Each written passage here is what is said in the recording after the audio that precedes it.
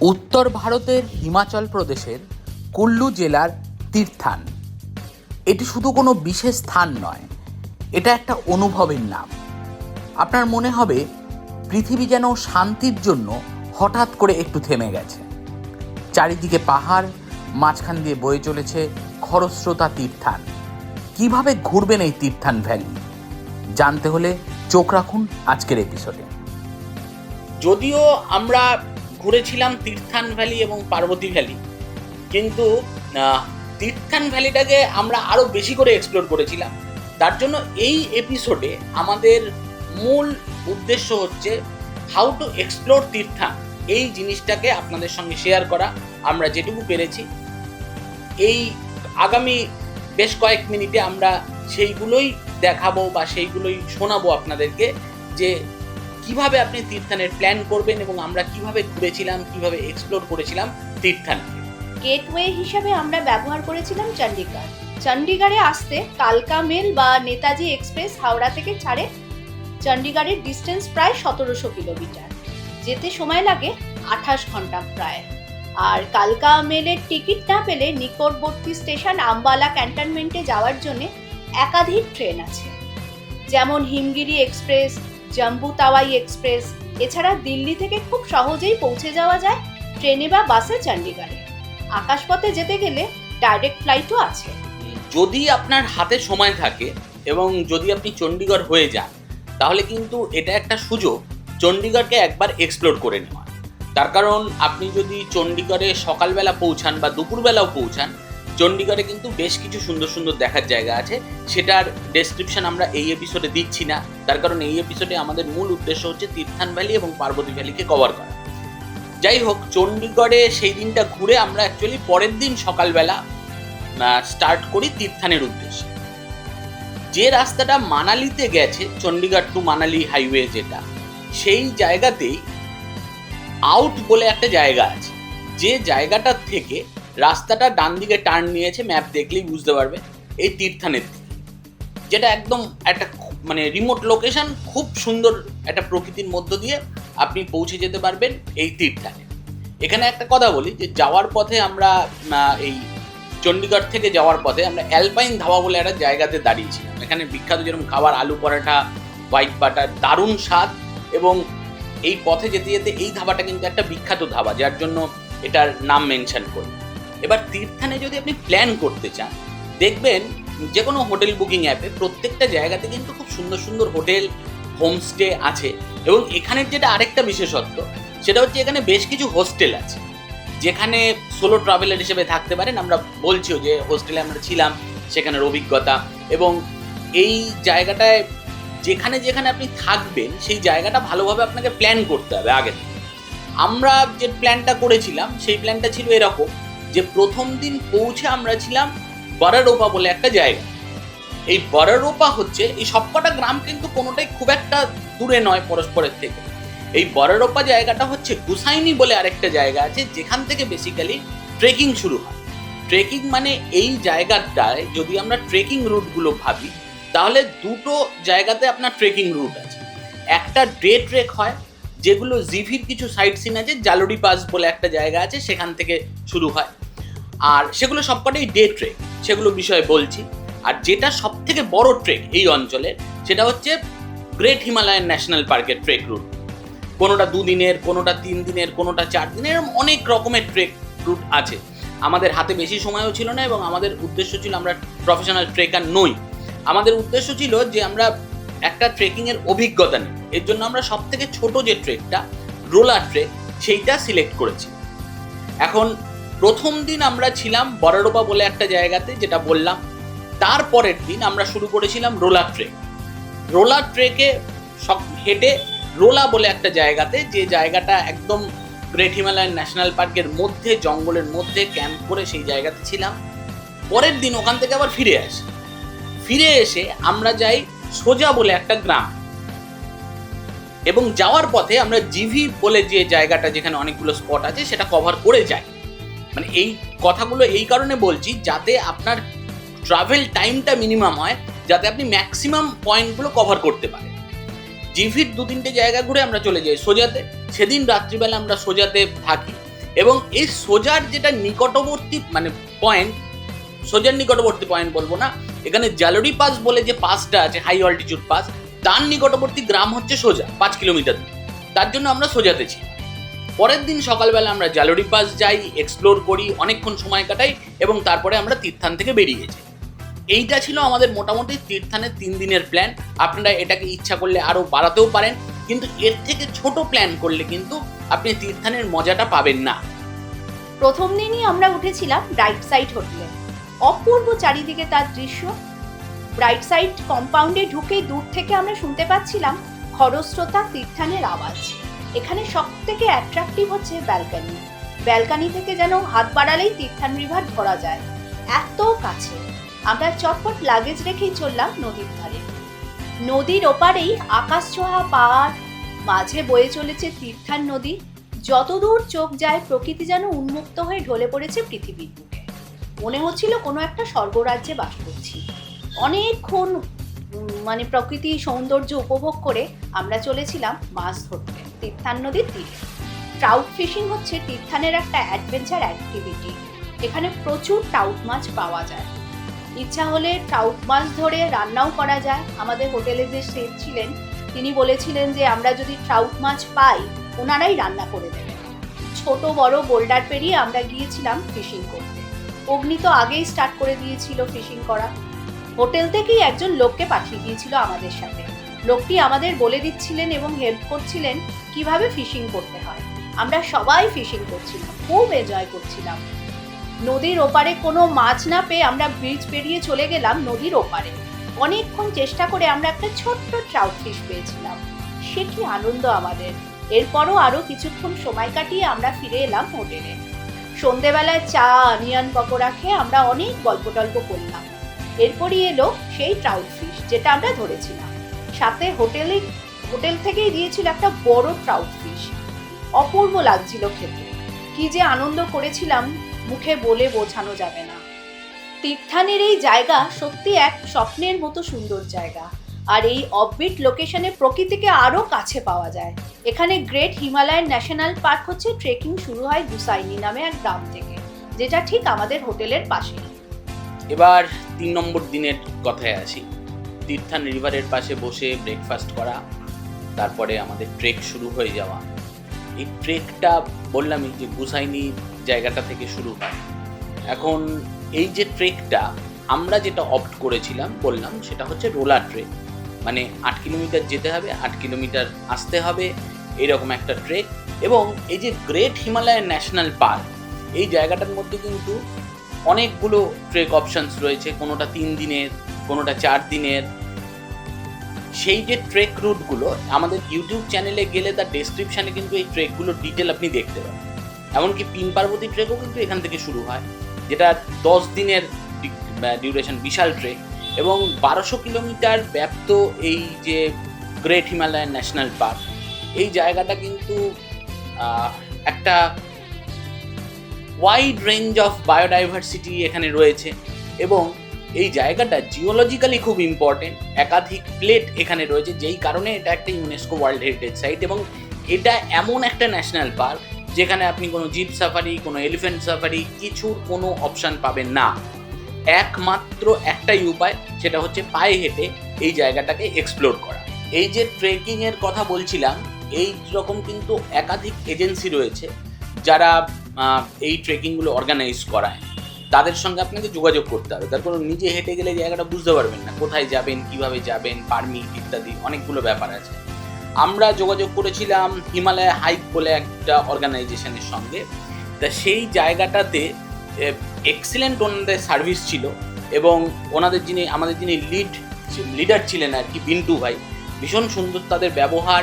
পুরো ট্রেকিংয়ে তারা ছিলেন, মোট 4 জন ছিলেন, বিন্টু, ঋতিকা, শ্যাম আর রঞ্জিত। প্রত্যেকের ব্যবহার ভীষণ ভালো এবং একদম ঘরোয়া একটা অ্যাম্বিয়েন্সে। আমরা 4 জন ছিলাম, ওনারা 4 জন ছিলেন, 8 জন। একটা জঙ্গলের মধ্য দিয়ে হেঁটে যাচ্ছি, কোথাও কেউ নেই। মানে এই যে একটা অসাধারণ অনুভূতি। যারা অনেকেই আছেন যারা প্রচুর বড় বড় ট্রেক করেন, আমরা ট্রেক কখনো করিনি, আমাদের কাছে এটা ফার্স্ট ট্রেক ছিল বললামই জীবনের। তাই এইটার রোমাঞ্চটা আমাদের কাছে একদম একটা অন্যরকম ছিল। 1200 স্কোয়ার কিলোমিটার ব্যাপ্ত এই যে ন্যাশনাল পার্ক, এর যে অল্টিটিউড সেটা কিন্তু বিভিন্ন জায়গায় বিভিন্ন, মানে 5000 ফুট থেকে শুরু করে প্রায় 20,000 ফুট পর্যন্ত এটার বিভিন্ন অল্টিটিউড রয়েছে। আমরা শুরু করেছিলাম আমাদের স্টার্টিং পয়েন্ট 2 কিলোমিটার একটা গাড়িতে করে গিয়ে একটা জায়গা থেকে আমরা শুরু করেছিলাম। সেই জায়গাটা ছিল 1500 মিটারে, আর আমাদের যে টার্গেটটা ছিল রোলা যে জায়গাটা, সেই জায়গাটা হচ্ছে 2100 মিটার উচ্চ। এখন এই পুরো যে রাস্তাটা আপনার সামনে কিন্তু পুরোটা সবুজ জঙ্গল, আর একদিক দিয়ে দেখতে পাবেন তীর্থার নদী। মানে ট্রেকিং এর যে মজাটা সেটা বুঝতে পারছিলাম যে বিন্টু ভাই এবং বাকি টিমের যারা অন্যান্য মেম্বাররা ছিলেন, ওনারা বিভিন্ন জায়গায় বিভিন্ন গাছের সঙ্গে পরিচয় করে দিচ্ছিলেন। একটা জংলি চেরি যেটা ছিঁড়ে ওনারা খাওয়ালেন, বেশ টক টক খেতে, যেটাকে ওয়াইল্ড চেরি বলা হয়। এবং কোথাও দেখছি যে মানে এতটাই ভার্জিন এই ল্যান্ডটা, কোথাও দেখতে পাচ্ছি যে একটা গাছ পড়ে গেছে, সেই জায়গাটায় ওপর দিয়ে জায়গাটা ক্লিন করে যেতে হচ্ছে। এবং এই জায়গাটায় গেলে আপনি বুঝতে পারবেন যে এখানে কিন্তু সত্যিই খুব খুব কম মানুষ আসে। তাই যদি তীর্থান আসেন, গ্রেট হিমালয়ান ন্যাশনাল পার্কের এই রোলার ট্রেকটা অ্যাটলিস্ট করার চেষ্টা করবেন, তাহলে প্রকৃতির সঙ্গে একটা অন্যভাবে আপনার পরিচয় হবে। এই যে পুরো ট্রেক রুটটা, এই রুটটা কিন্তু প্রচুর ঝর্ণা, এবং এই ঝর্ণার জল খাওয়ার অভিজ্ঞতাটা আমাদের জীবনে প্রথমবার হলো। যারা ট্রেকিং করেন তারা এটার সঙ্গে খুবই পরিচিত। এই যে রুটটা, এটা মোট 8 কিলোমিটার রুট। এই 8 কিলোমিটারের মধ্যে প্রথম 5 কিলোমিটার গেলে আপনি রোলার আগে যে গ্রেট হিমালয়ান ন্যাশনাল পার্কের যেটা মূল এন্ট্রি গেট, সেই গেটটা পড়বে। আরও 3 কিলোমিটার গেলে রোলা বলে যে জায়গাটা, সেটা বেসিক্যালি একটা ল্যান্ড, ছোট মানে একটা প্লেন ল্যান্ড, সেই জায়গাটা পড়বে। এই যে গ্রেট হিমালয়ান ন্যাশনাল পার্কের যেটা এন্ট্রি পয়েন্ট, সেখান থেকে কিন্তু আপনাদের একটা পাস নিতে হবে। ওনারাই সব ব্যবস্থা করে দিয়েছিলেন, এবং অদ্ভুত সুন্দর খাবার দাবার লাঞ্চ ওনারা নিয়ে গেছিলেন সঙ্গে করে, যেগুলো আমরাও খেলাম। দারুণ খাবার দাবার। এখন এই পাহাড়ের বুকে একটা জায়গা আছে যেখানে রেস্ট নিয়ে আমরা এই লাঞ্চটা করলাম। ভীষণ সুন্দর সেই সিনিক বিউটি, এবং এরকম একটা ঘরোয়া রান্না, খুব সুস্বাদু রান্না। খাওয়াটা কিন্তু একদম মানে একটা অত্যন্ত আকর্ষণীয় ব্যাপার ছিল। রোলা ক্যাম্পটা যে জায়গাটাতে, তার ঠিক 1 কিলোমিটার আগে একটা জায়গা আছে। এই জায়গাটা খুব মজার জায়গা। এই জায়গাটার নাম হচ্ছে নানিকা ঘর। এখানে একজন বয়স্কা ভদ্রমহিলা থাকেন। তিনি বহু বছর ধরে এই জঙ্গলের মধ্যে একা একা আছেন। তাকে নিয়ে বিভিন্ন তথ্যচিত্র, বিভিন্ন ব্লগে তাকে দেখানো হয়েছে, কিন্তু আমাদের দুর্ভাগ্যবশত তার সঙ্গে আমাদের দেখা হয়নি। তিনি সেই সময় সেখানে ছিলেন না, কিন্তু তার একজন নাতি তিনি ছিলেন। তিনিও আমাদের সঙ্গে অনেক সময় কাটালেন, কথা বললেন, এমনকি রোলা ক্যাম্পেও তিনি এসেছিলেন। মানে এই জায়গাটায় যে একদম অচেনা একটা জায়গাতে অচেনা কিছু মানুষের সঙ্গে একাত্ম হয়ে যাওয়া, এইটাও কিন্তু ট্রেকিংয়ের একটা বাড়তি পাওনা। এই পুরো রুটটাতে এই নানিকা ঘাট যে জায়গাটা, এই জায়গাটার পরে কিন্তু আর কোনো জনবসতি বা আগে পরে কোনো জনবসতি কিছু নেই।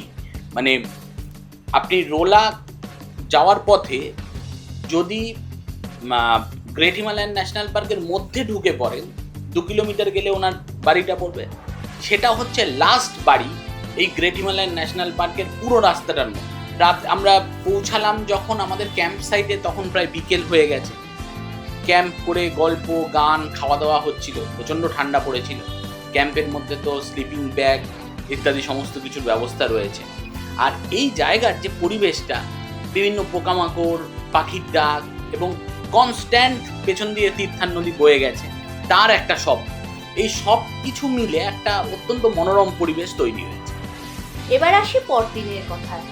সকালবেলা উঠে আমরা রেডি হয়ে নিলাম রোলা বেস ক্যাম্প থেকে ফিরে যাওয়ার জন্য। আমরা আগের দিন গিয়েছিলাম গুসাইনি থেকে গ্রেট হিমালয়ান ন্যাশনাল পার্কের মধ্যে রোলা বেস ক্যাম্প পর্যন্ত। আবার সেই প্রকৃতির সৌন্দর্য উপভোগ করতে করতে আমরা ফিরে এলাম যেখান থেকে আমরা স্টার্ট করেছিলাম যে ট্রেকিংটা, সেখান অবধি। রোলার ট্রেকের খরচ সম্বন্ধে এবার একটু বলে দেয়। মোট 4 জনের আমাদের এই পুরো প্যাকেজটাতে খরচ হয়েছিল 15,000 টাকা। এটার মধ্যে কি কি ছিল? শুরুর দিনের ব্রেকফাস্ট, মানে ডে 1 এর ব্রেকফাস্ট, ডে 1 এর লাঞ্চ, ইভিনিং স্ন্যাক্স, রাতে ক্যাম্প স্টের সমস্ত অ্যারেঞ্জমেন্ট, রাতের ডিনার, পরের দিনের ব্রেকফাস্ট, এবং পরের দিনও লাঞ্চ ওনারা করে যেতে বলেছিলেন, কিন্তু আমরা সেটা করিনি। এই পুরো খরচটা 4 জনের 15,000 টাকা। আমরা রোলার ট্রেকিং এর পর চলে গিয়েছিলাম সোজা জিভিতে। এই জিভি জায়গাটাও তীর্থান ভ্যালির একটা আনএক্সপ্লোরড জায়গা। জিভি জায়গাটা তীর্থান ভ্যালির একটা ছোট্ট শহর। এখানে আছে প্রচুর দোকানপাট, ক্যাফে, ভীষণ সুন্দর এই ছোট্ট শহরটা। যাই হোক, গিয়েছিলাম জিভি ওয়াটারফল দেখতে। গাড়িকে একটা জায়গায় দাঁড় করিয়ে 10 মিনিট মতো হেঁটে চললাম জিভি ওয়াটারফলের সামনে। টিকিট কেটে ভেতরে ঢুকে পড়লাম। এই জিভি ওয়াটারফলও হিমাচল প্রদেশের ফরেস্ট ডিপার্টমেন্টের আন্ডারে পড়ে। যেতে যেতে ছোট ছোট ওয়াটার ফ্লো, পাহাড় এসব দেখতে দেখতে আমরা এগিয়ে গেলাম মেন ওয়াটারফলের দিকে। অনেকটা উঁচু থেকে জল পড়ছিল। বেশ কিছুক্ষণ সময় কাটিয়ে আমরা চলে এলাম সোজা বলে একটা জায়গায়। জিভি থেকে যার দূরত্ব 10 কিলোমিটার। উঠেছিলাম হোস্টেল মুস্টাজে। আমাদের রুমটা ছিল খুব সুন্দর। এটা আমাদের জীবনে প্রথমবার এই একটা হোস্টেলে থাকার একটা অভিজ্ঞতা ছিল। আমরা 4 জন ছিলাম বলে আমরা এমন একটা রুম নিয়েছিলাম যেটাতে 4টে বেড আছে, কিন্তু এটা একটা হোস্টেল ক্যাটাগরির রুম। 4টে বেডের যে অ্যারেঞ্জমেন্টটা সেটা খুব অদ্ভুত। নিচে 2টো, ওপরে 2টো, মানে দেখে বোঝা যাবে যে 4 জন আলাদা আলাদা গেস্ট এই রুমটাতে থাকতে পারে। এবারে এই যে জায়গাটার, এগুলোর ভাড়া কিন্তু বেশ কম, কিন্তু এখানে কতগুলো অদ্ভুত সিস্টেম আছে। যেমন আপনাকে প্রত্যেকের, মানে আমরা 2024-এর কথা বলছি, সেই সময় আমাদের প্রত্যেকের ভাড়া নিয়েছিল পার হেড 600 টাকা করে শুধু থাকার জন্য। এর সঙ্গে যদি আপনার টাওয়েল লাগে সেইটা কিন্তু এক্সট্রা 100 টাকা চার্জ। এবং রুমের মধ্যে কোনো রকমের খাওয়া দাওয়া অ্যালাউড নয়। যদি স্মোক করতে হয় আপনার বা ড্রিঙ্ক করতে হলে ক্যাফেটেরিয়াতে যেতে হবে, সেখানে অ্যালকোহল আপনি কনজিউম করতে পারেন। যদি স্মোক করতে হয় রুমের বাইরে যেতে হবে। এই রকম বেশ কয়েকটা নিয়ম আছে যেগুলো কিন্তু আপনাকে স্ট্রিক্টলি মেনটেন করে চলতে হবে, এবং সোলো ট্রাভেলারদের জন্য এটা একটা দারুণ অপশন। এখন এই যে জায়গাটাতে আমরা ছিলাম, এখান থেকে কিন্তু ভিউটা অসাধারণ। এইখানে যে জায়গাগুলো আছে তার মধ্যে সোজার হাইটটা কিন্তু একটু বেশিতে, 8,000 ফুট ওপরে। এবং জিভির 2টো ইম্পর্টেন্ট জায়গা আছে। একটা হচ্ছে জিভিটা একটু আগে জায়গাটা পড়ে, একটা হচ্ছে মিনি থাইল্যান্ড, আরেকটা হচ্ছে জিভি ওয়াটারফল, যেটা আমরা বলেছি। এখন এই মিনি থাইল্যান্ড জায়গাটাতে, মানে এই 2টো জায়গা প্রপার জিভিতে পড়ে। তার মধ্যে একটা জায়গার আমরা ডেসক্রিপশন দিয়েছি, আর বিকেল হয়ে গেছিল বলে আমরা মিনি থাইল্যান্ডে সেই দিনটাতে যেতে পারিনি, পরের দিনটাতে গেছি, মানে 5th ডেতে গেছি। এখন এই 5th ডের গল্পটা বলি। সোজা থেকে সকালবেলা উঠে আমরা এখানের ক্যাফেটেরিয়াটাকে এক্সপ্লোর করলাম। অসাধারণ জায়গাটা। হোটেল থেকে যে ভিউটা, সেটাই আপনি ঘন্টার পর ঘন্টা বসে থাকতে পারেন। একদিন শুধু ভিউ দেখতে দেখতে কেটে যাবে, জাস্ট ঘর থেকে যে ভিউটা পাবেন। এই সোজাটা কিন্তু জালোরি পাস যারা যাবেন তাদের জন্য একটা খুব আইডিয়াল জায়গা। এই জালোরি পাসের হচ্ছে একটা হাই অল্টিটিউড পাস। লিটারেচারে আমরা 2 রকম পেয়েছি। কোথাও কোথাও পেয়েছি 10,300 ফুট, কোথাও পেয়েছি 10,800 ফুট। এনিওয়ে, মানে এই রকম একটা হাইটে একটা পাস, যেটার লোকাল নাম হচ্ছে জালোরি জট বলে। সেই জায়গাটার নিকটবর্তী গ্রাম হচ্ছে সোজা, যেখান থেকে দূরত্ব 5 কিলোমিটার। সকালবেলা ব্রেকফাস্ট করে আমরা প্রথমে চলে গেলাম জালোরি পাস। জালোরি পাস থেকে 3টে ট্রেক শুরু হয়। একটা হচ্ছে 360 ডিগ্রি ট্রেক, একটা হচ্ছে রঘুনাথপুর ফোর্ট ট্রেক, আর একটা হচ্ছে সারিওলসা লেক ট্রেক। এই ট্রেকগুলো আমরা করিনি, তার কারণ আমরা এর আগে একটা লম্বা ট্রেক করে এসেছি। আমরা জালোরি পাসটাকেই ভালো করে ঘুরলাম। বেশ সুন্দর সুন্দর দোকানপাট রয়েছে, প্রকৃতির ভিউ অসাধারণ। এবং এখানেই রয়েছে, এই একদম জালোরি পাশেই রয়েছে মহাকালীর মন্দির। সেই মহাকালীর মন্দিরটা ঘুরলাম। এইবারে যে জায়গাটার কথা বলি, মিনি থাইল্যান্ড, যেহেতু আমরা আগের দিন মিনি থাইল্যান্ডটা ঘুরতে পারিনি, এই মিনি থাইল্যান্ডটা আমরা এই দিন গেছিলাম। এটা প্রপারলি জিভিতে পড়ে। খুব সুন্দর জায়গা। অনেকটা হেঁটে যেতে হয়, নামতে খুব মজা লাগবে। অনেকটা নেমে যাবেন, একদম পাইনের জঙ্গল, দুদিকে নিচে নদী বয়ে গেছে, কিন্তু উঠতে বুঝতেই পারছেন বেশ অসুবিধা হবে। আর এইটা পরে বুঝলাম যে কারণে এটাকে মিনি থাইল্যান্ড বলে, যে এইখানে একদম এন্ড পয়েন্টে গিয়ে একটা ভূমিরূপ পাবেন, যেখানে থাইল্যান্ডের যেরকম একটা মানে উঁচু পাথর, এই রকম একটা ভূমিরূপ রয়েছে থাইল্যান্ডের সমুদ্রগুলোর, সেই জায়গাটা। এই পর্যন্ত মোটামুটি আমাদের এই তীর্থানের ঘোরাটা ছিল। আরও অনেকগুলো জায়গা আছে। আমরা আমাদের 3 দিনের তীর্থান ট্রিপে মোটামুটি এই কটা জায়গা ঘুরেছিলাম। 3 দিন বলা ভুল, 3 রাত 4 দিন অ্যাকচুয়ালি। তা এটা ছাড়া মোটামুটি যে কটা উল্লেখযোগ্য প্লেস আমরা কভার করার চেষ্টা করেছি। আমাদের এপিসোডগুলো দেখলে, মানে ইউটিউব চ্যানেলে এপিসোডগুলো দেখলে দেখতে পাবেন যে যতটা ডিটেলে দেখানো সম্ভব সেটা আমরা দেখানোর চেষ্টা করেছি। এছাড়াও 2-3টে জায়গা আছে, সব তো ঘোরা সম্ভব নয়। যেমন চেনিকোঠি বলে একটা জায়গা আছে, চই লেক বলে একটা জায়গা আছে। এই জায়গাগুলো আমরা যেতে পারিনি। যদি আপনারা ওভার এনথুসিয়াস্টিক হয়ে থাকেন নিশ্চয়ই যাবেন। তীর্থান ভ্যালির সবকটা উল্লেখযোগ্য জায়গার কথা আমরা বলেছি, কিন্তু একটা জায়গার কথা বাদ গেছে বলতে, সেটা হচ্ছে বানজার। এই বানজার হচ্ছে তীর্থানের সব থেকে বড় শহর বা বড় মার্কেট এরিয়া বলতে গেলে, যদিও প্রকৃতপক্ষে এটা একটা গ্রাম। এইটা আমরা যখন গোসাইনি থেকে জিভি যখন এসছিলাম তখনই কিন্তু আসার পথে এই বানজার ক্রস করে আমরা এসছি। এখন এই জায়গাটা ছেড়ে এরপরে আমরা এগিয়ে যাই মানালির দিকে। আমাদের নেক্সট যেটা প্ল্যানটা ছিল সেটা হচ্ছে মানালি ঘুরে, মানালিতে আমরা একটা নাইট স্টে করি, মানালি ঘুরি, মানালি ঘুরে তারপরের দিন মানালি থেকে চলে যাই পার্বতী ভ্যালির দিকে, মানে কাসল এবং মণিকর।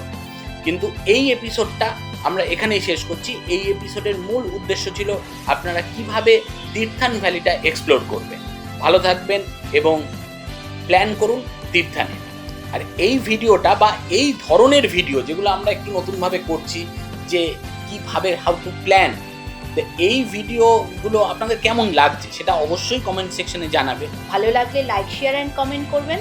আর যারা এখনো আমার চ্যানেল সাবস্ক্রাইব করেননি অবশ্যই সাবস্ক্রাইব করে দেবেন। টাটা।